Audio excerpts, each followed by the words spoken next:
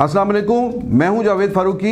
आज मैं आपको कहानी सुनाने लगा हूं पाकिस्तान के एक ऐसे हिस्से की जहां पर, और इतने इम्पोर्टेंट और सबसे बड़े एक ऐसे हिस्से की जहां पर अमलन हुकूमत नाम की इस वक्त कोई चीज़ नहीं है। और ये बात है पाकिस्तान के सबसे बड़े सूबे पंजाब की। 12 करोड़ से ज़ायद आबादी का ये सूबा है और इस वक्त जो सियासी बहरान मुल्क के अंदर चल रहा है उसमें इस वक्त सबसे ज़्यादा जो मुतासर जो इलाका है, जो हिस्सा है मुल्क का, वो पंजाब है, जहाँ पर इस वक्त कोई हुकूमत अमली तौर पर एग्जिस्ट नहीं कर रही। कोई एक दूसरे का वजूद तस्लीम करने को तैयार नहीं है। मैं एक एक करके चीज़ें आपके सामने रखूँगा और आप फिर देखेंगे कि क्या पाकिस्तान ऐसे हालात के अंदर कि जहाँ पर इसका एक सबसे बड़ा सूबा, और पंजाब वो सूबा है जिसकी आबादी 12 करोड़ से ज़ायद है, और ये वो आबादी है जो दुनिया में बहुत बेशुमार दर्जनों ऐसे ममालिक हैं जिनकी टोटल पूरे मुल्क से ज़्यादा इस एक सूबे की आबादी है। यानी पूरे यूरोप के अंदर आपको शायद ही कोई ऐसा मुल्क मिले जिसकी पॉपुलेशन हमारे पंजाब के सूबे के बराबर हो। तो ये कई मुल्कों से बड़ा सूबा है, लेकिन ये है कि यहाँ पर हुकूमत नहीं है। और यानी ये को मुल्क ऐसे भी चल सकता है, हैरानकुन बात है। मैं आपके सामने कुछ चीज़ें एक एक करके रखता हूँ, आप फिर वो देखें कि क्या हालात क्या हैं इस वक्त, पंजाब किन हालात से गुजर रहा है। पंजाब के अंदर शुरू हो जाएं ऊपर से कि जनाब गवर्नर पंजाब साहब, गवर्नर पंजाब उमर सरफराज चीमा है, तहरीक इंसाफ के पुराने कारकुन हैं। तहरीक इंसाफ ने उन्हें वैसे तो मतलब ये कि ये इमरान खान के उन साथियों में से हैं जिन्होंने जो एक स्ट्रगल का एक दौर जो कहा जाता है 96 से ऑनवर्ड, ये बिल्कुल स्टार्ट के दौर में इमरान खान के साथ जुड़े। लेकिन सारे इस दौरानिए में इस पॉलिटिकल वर्कर की याद कप्तान साहब को नहीं आई, और अब जब सारा कुछ ख़त्म हो गया, गवर्नर सरवर जो थे वो भी इन्हें छोड़ गए। चौधरी सरवर के बाद अब ये जो एक जिन्होंने कहते रहे असर वेले, असर के वक्त आकर उन्होंने उठाकर गवर्नर पंजाब बना दिया, जब वो चंद दिनों के मेहमान हुकूमत ये रह गई थी। उसके बाद क्या हुआ कि गवर्नर पंजाब उन्हें पिछले 4 दिन पहले फेडरल गवर्नमेंट अमलन बरतरफ कर चुकी है, और उनके बारे में सदर को एडवाइस भेजी जा चुकी है कि ये गवर्नर साहब जो हैं इन्हें हटा दिया जाए। और आइनी तौर पर प्राइम मिनिस्टर की जो एडवाइस होती है गवर्नर के हवाले से, उस पर सदर अमल करने का पाबंद होता है। ताहम वो इस बात का ये एक एडवांटेज ले रहे हैं कि जिसकी आइन के अंदर उन्हें एक दी गई है कि वो 14 दिन तक उस एडवाइस को अपने पास रख सकते हैं, और उसके बाद वो अगर जवाब नहीं देते तो फिर 10 दिन मज़ीद उन्हें दिए जाते हैं। और उन 10 दिनों के बाद भी अगर वो नहीं, सदर उसके ऊपर अमल नहीं करते, तो वो एडवाइस खुद ब खुद ही इम्प्लीमेंट हो जाती है और गवर्नर साहब चले जाते हैं। लेकिन सदर जो हैं वो ये 24 दिन जो हैं, ये मार्जिन जो है ये उसे इस्तेमाल कर रहे हैं, और वो वज़ीर-ए-आज़म का हलफ लेने के लिए सदर साहब तैयार नहीं हैं, वज़ीर-ए-आज़म की कैबिनेट का हलफ लेने के लिए तैयार नहीं हैं, और वज़ीर-ए-आज़म की भेजी हुई एडवाइस जो है वो मानने के लिए तैयार नहीं है। और उन्होंने उल्टा गवर्नर को ये इंस्ट्रक्शंस भेजी कि आप अपना काम जारी रखें। सो गवर्नर यहाँ पर हुकूमत के साथ जो मुस्लिम लीग नून है उसके साथ पूरा मैच डालने के लिए यहाँ पर बैठे हुए हैं। गवर्नर साहब को यानी वफाकी हुकूमत उन्हें फ़ारिग कर चुकी है अपनी तरफ से, और वो सदर की आशीर्वाद पर यहाँ पर अब वो मज़ीद वक्त गुजार रहे हैं। लेकिन ये भी एक इसमें ये देखने वाली बात है कि वो कितनी देर ऐसे हालात में कर सकते हैं, और वफाकी हुकूमत इसका अल्टरनेट क्या सोच रही है वो भी मैं आपको आगे चलकर बताता हूँ। दूसरा आ जाए कि पंजाब में जो वज़ीर आला हैं इस वक्त, ये वज़ीर आला वो हैं जिन्होंने 1 अप्रैल को अपना इस्तीफ़ा दे दिया था कि कप्तान साहब ने उनसे इस्तीफ़ा मांगा, वज़ीर-ए-आज़म ने इस्तीफ़ा मांगा और उन्होंने इस्तीफ़ा दे दिया। चौधरी परवेज़ इलाही के लिए जगह खाली कर दी। अब वो इस्तीफ़े के बाद वो हफ्ता एक जो है वो इस्तीफ़ा चौधरी सरवर साहब ने वो दबाए रखा, और इमरान खान ने, दोनों ने मिलकर खेलते रहे वो चौधरी साहिबान के साथ, और उसी में फिर जो है वो उनका बाद में इस्तीफ़ा जब मंजूर किया तो वो फिर इस ऑर्डर के साथ गवर्नर ने नोटिफाई किया कि आप नए वज़ीर आला के इंतखाब तक आप काम करते रहें। सो वो एक निगरान चार्ज के तौर पर वज़ीर आला का चार्ज लेकर बैठे हुए हैं। इस दौरान 6 तारीख को इलेक्शन होना था, नहीं हुआ। 6 की बजाय 16 को चला गया इलेक्शन, 16 को इलेक्शन हो गया और जो सबके सामने है। अब आ जाएं कि 16 तारीख को जो इलेक्शन हुआ उसमें जो चीफ मिनिस्टर इलेक्ट हुए, उन्हें गवर्नर मानने को तैयार नहीं हैं। वो गवर्नर जिन्हें वफाकी हुकूमत मानने को तैयार नहीं हैं, वो गवर्नर साहब जो मुंतखब वज़ीर आला हैं हमज़ा शहबाज, वो उन्हें मानने के लिए तैयार नहीं हैं। इस सूबाई असम्बली के अंदर जो स्पीकर हैं वही चौधरी परवेज़ इलाही, जो कैंडिडेट थे हमज़ा के मुकाबले में, वो बतौर उम्मीदवार, एक मुखालिफ उम्मीदवार के तौर पर वो उन्हें उनका इंतखाब मानने के लिए तैयार नहीं है।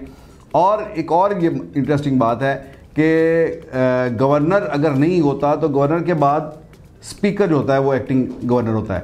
तो जो एक्टिंग गवर्नर है वो भी चौधरी परवेज़ इलाही बन सकते हैं। अच्छा, चौधरी परवेज़ इलाही जो स्पीकर हैं, अब देखते जाएं कि जो मुंतखब वज़ीर आला है उसे अभी तक चार्ज नहीं मिला, वो उसका हलफ नहीं हो सका, और जो इस वक्त वज़ीर आला है वो निगरान चार्ज के तौर पर बैठे हुए हैं। स्पीकर और डिप्टी स्पीकर की बात कर ले, अगले दो इंपॉर्टेंट ओहदे, दोनों के खिलाफ अदम एतमाद जमा हो चुकी है और उस अदम एतमाद के ऊपर कोई वोटिंग की नौबत नहीं आ रही। और ये तकरीबन मेरा ख्याल 5 तारीख को ये अदम एतमाद, 6 तारीख को और 7 तारीख को दोनों के खिलाफ बिल तरतीब अदम एतमाद जो थी जमा हुई थी। 6 तारीख को डिप्टी स्पीकर के खिलाफ और 7 तारीख को स्पीकर साहब के खिलाफ जमा हुई थी।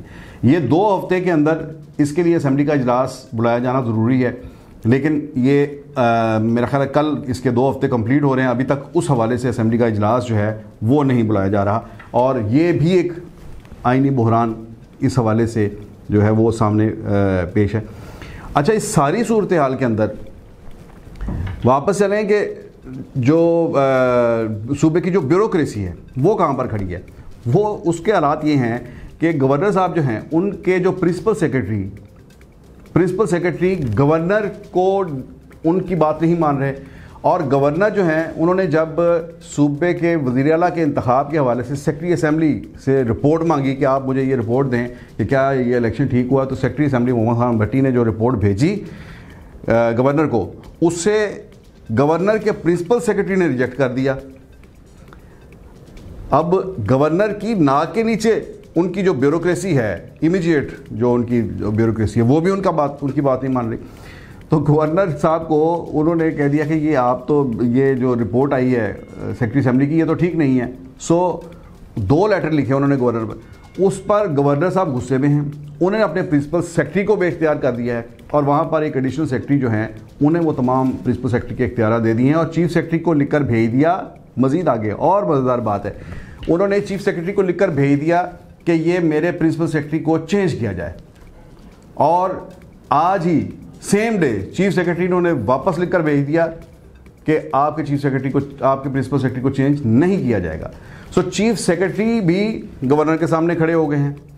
सारी की सारी ब्यूरोक्रेसी जो है, ये देखें, जब 16 तारीख को जो इलेक्शन था उसके अंदर जो चीफ सेक्रेटरी और आईजी पंजाब है, उन्हें एक तरफ से गवर्नर हाउस उन्हें डिक्टेट कर रहा था कि आप इस तरह से मामला चलाएं, लेकिन दूसरी तरफ हाई कोर्ट की तरफ से उन्हें आर्डर था कि ये इलेक्शन आपने करवाना है 16 तारीख को।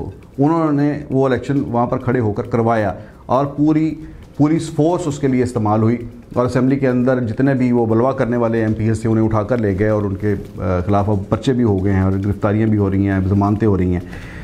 सो ब्यूरोक्रेसी जो है वो सारी की सारी वो जो नई मुंतखब हुकूमत है, जो नया मुंतखब वज़ीर आला है, वो उनकी तरफ देख रही है। वो सारे वहाँ पर अमलन जो है वो रिपोर्ट कर रहे हैं।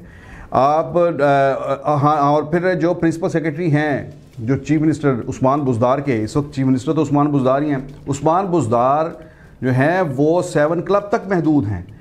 उनके वहाँ पर जो प्रिंसिपल सेक्रेटरी थे आमिर जान, उनको भी फेडरल गवर्नमेंट ने चेंज कर दिया। इस तरह से और कई ऐसे अफसर जो कि पिछली हुकूमत के साथ काम कर रहे थे, वो उनको तब्दील कर दिया गया है। सो उस्मान बुज़दार महदूद हो गए हैं 7 क्लब तक, उनकी हुकूमत 7 क्लब के दायरे के अंदर है। गवर्नर पंजाब उमर सरफराज चीमा की हुकूमत गवर्नर हाउस के दायरे के अंदर है, उससे बाहर उनका कोई अमलदारी नहीं है, बल्कि उसके अंदर भी अपने कमरे के अंदर ही उनकी हुकूमत है। उन कमरे के बाहर साथ जो प्रिंसिपल सेक्रेटरी बैठा है वो उनकी बात मानने को तैयार नहीं है। आप बात कर लें स्पीकर पंजाब असम्बली की, स्पीकर पंजाब असम्बली अपने चैम्बर तक महदूद है।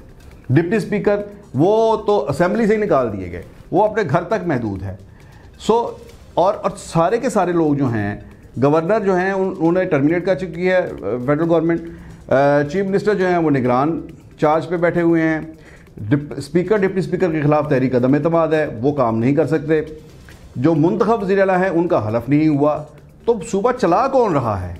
ये एक इंतहाई अजीबो गरीब सूरत हाल है पंजाब की तारीख में कि 1 अप्रैल से आज तक यानी 20 दिन गुजर गए हैं। 20 दिनों से पंजाब के अंदर अमलन हुकूमत नहीं है, और जो है वो उसके हाथ में मामलात नहीं है, और ये ऐसे एक गैब से ही मामला चल रहे हैं सारी। हाँ, अलबत्ता ये ज़रूर है कि हमज़ा शहबाज को ये ज़रूर एडवांटेज है कि उनके वालिद जो कि पहले चीफ मिनिस्टर थे वो इस वक्त मुल्क के वज़ीर आज़म हैं, और जितनी यहाँ की टॉप ब्यूरोक्रेसी है जो कि आमतौर पर वफाक की होती है, वो सारी की सारी इस्लामाबाद से उसे ऑपरेट किया जा रहा है। और जो बाकी जो यहाँ पर मौजूद जो हुक्मरान जितने भी है, जितने अहदेदार हैं, गवर्नर, वज़ीर आला, स्पीकर, ये वो, जैसे मैंने आपको कहा, वो अपने अपने दायरे के अंदर तक महदूद रह गए हैं। सो इस वक्त एक दायरों में मुख्तलिफ़ हुकूमतें पंजाब के अंदर काम कर रही हैं,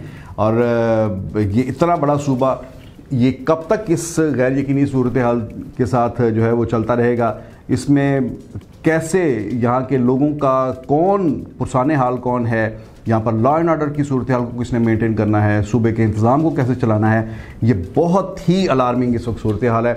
इस हवाले से आज हमज़ा शहबाज ने पटिशन जो है वो फ़ाइल कर दी है, जो कल फ़ाइल की थी उसके ऊपर एतराज़ लग गया था, आज उन्होंने उसे दोबारा दायर कर दिया। कल जुमेरात के रोज़ अब ये पटिशन जो है वो दोबारा इसकी समाअत होगी, chief justice Lahore high court वो इसकी समाअत करेंगे, उसमें लगता है कि कोई ना कोई इसका हल निकलेगा। और 20 दिन से ये जो एक आइनी बहरान से दो चार सूबा जिसमें दायरों वाली हुकूमतें चल रही हैं, काम कर रही हैं, ये सूबा जो है हो सकता है इस गैर यकीनी सूरत हाल से लाहौर हाई कोर्ट उसे निकाल ले। देखते हैं इस हवाले से क्या कोई पेशरफ्त होती है, क्या पंजाब के अवाम इस गैर यकीनी सूरत हाल से निकलते हैं।